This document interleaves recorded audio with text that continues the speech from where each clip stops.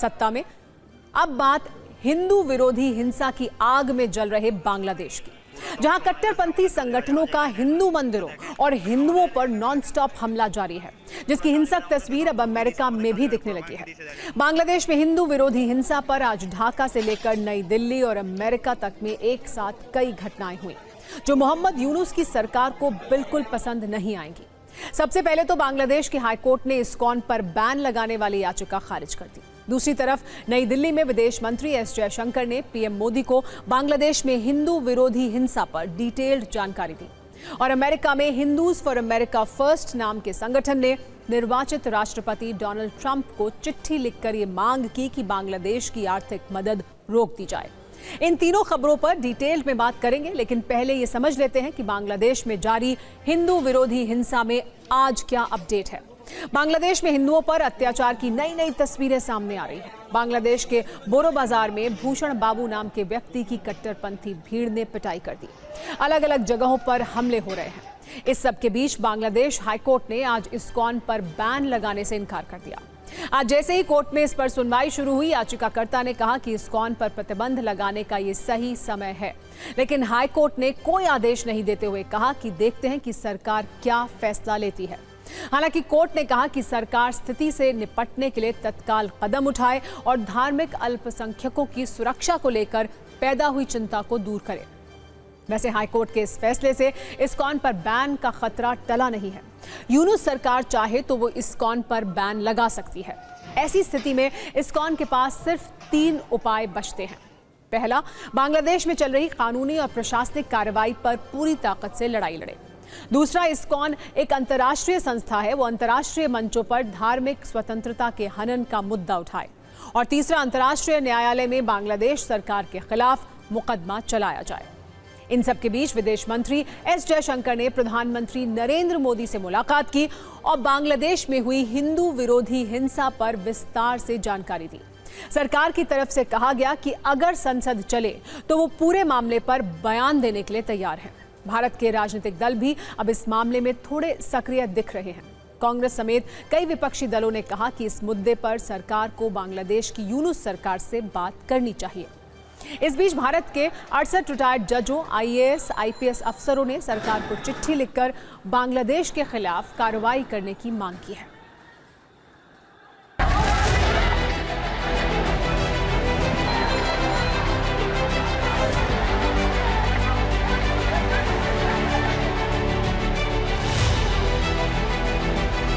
पाकिस्तान की सरकार और बांग्लादेश की सरकार में अब कोई अंतर नहीं रह गया है। भारत की सरकार ने कड़ी चेतावनी दी है और मैंने कल भी कहा था, मैं सब दिन कहूंगा, इसमें संयुक्त राष्ट्र संघ को हस्तक्षेप करना ही चाहिए बांग्लादेश।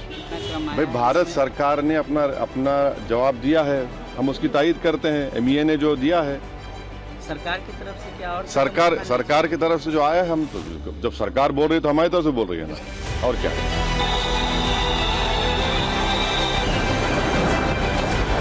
जब से नई गवर्नमेंट आई है वहाँ की माइनॉरिटीज प्रोटेक्टेड नहीं।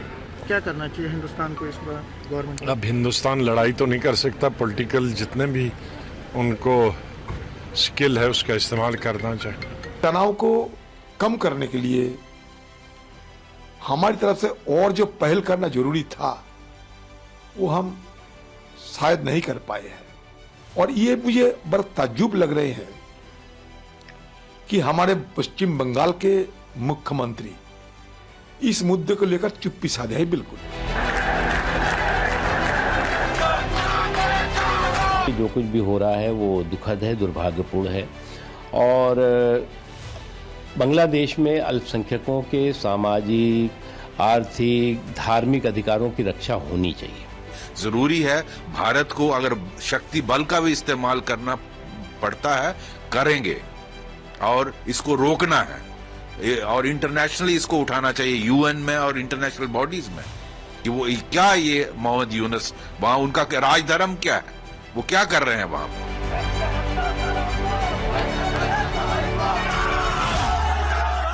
हम बांग्लादेश के हिंदू, सिख, ईसाई समाज के साथ पूरी तरह खड़े हैं।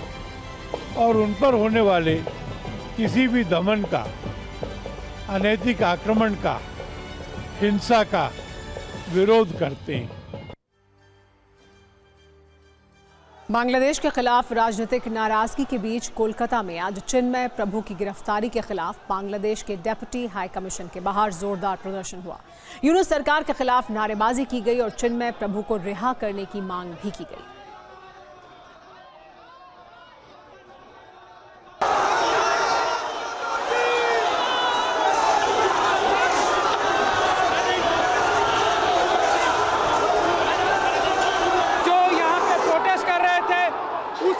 पुलिस का झड़प शुरू हो चुकी है।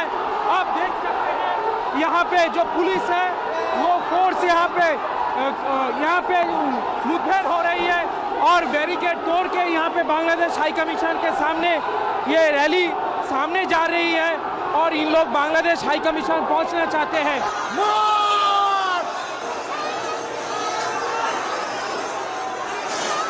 आज हिंदू सड़कों पर उतरा है किस लिए?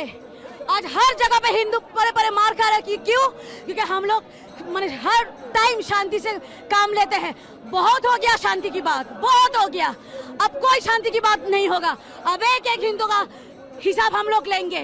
मार का बदला मार होगा और हर एक हिंदू खून का बदला। बहुत हो गया। ये ठीक नहीं है। ये हमारा जो गवर्नमेंट कर रहा है, ये हमारे मुख्यमंत्री ममता बंदोपाध्याय, वो तो वक़्फ़ बिल पास कर रहा है। वो तो हिंदू का कोई अलग तो नहीं है। क्या आपका भी यही कहना है? हाँ, सब एक ही बात, हम लोग की सब यही बात है।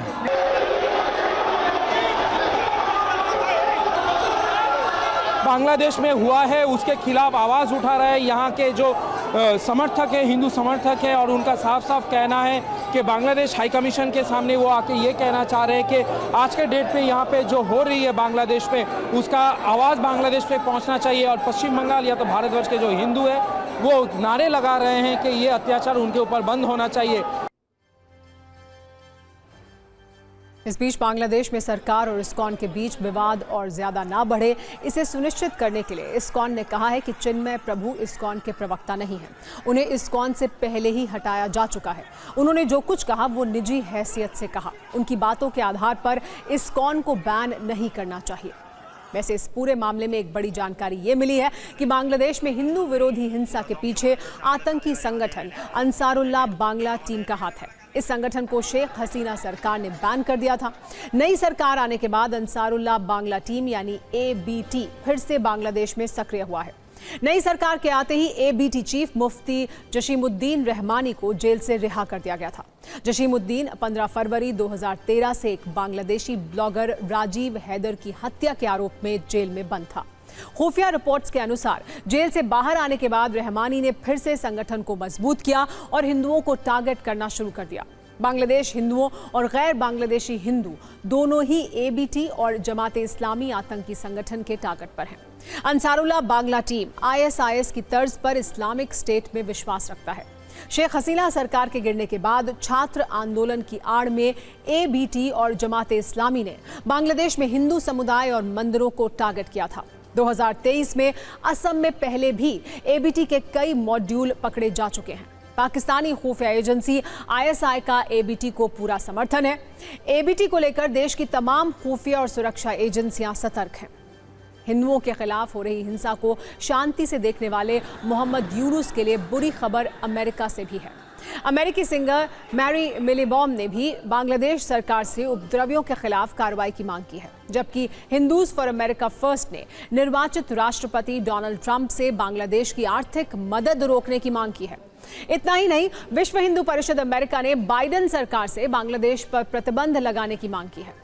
कुल मिलाकर अल्पसंख्यक हिंदुओं पर अत्याचार करने के चैंपियन बनने की कोशिश में लगे मोहम्मद यूनुस के लिए अच्छी खबर नहीं है, क्योंकि अब बांग्लादेश की पूर्व PM शेख हसीना ने चिन्मय दास को तुरंत रिहा करने की मांग की है। उन्होंने कहा है कि अल्पसंख्यकों के खिलाफ हिंसा बंद होनी चाहिए। यूनुस सरकार के लिए समझदारी इसी में होगी कि वो जमात और अंसारुल्लाह बांग्ला टीम जैसे कट्टरपंथी संगठनों को काबू करें और बांग्लादेश में शांति स्थापित करें।